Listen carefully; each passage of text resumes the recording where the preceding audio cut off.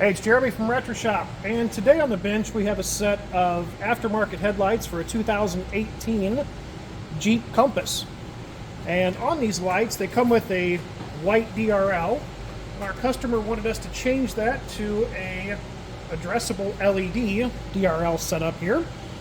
So what you just saw there was our parking light sequence startup, and that's fully customizable to whatever you want. Of course, we have demon eyes here. We have the little honeycomb area, lit up as well.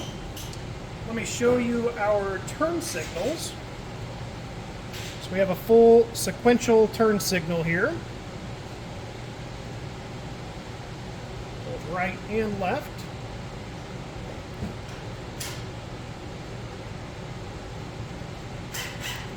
And of course, we have all sorts of show modes that these can go into. This is using the blueghozt 2.0 controller. Let's go ahead and hop in here and we can change these. So there we have waves. Do a kaleidoscope. So really the options are pretty much limitless on however you want these to be ran.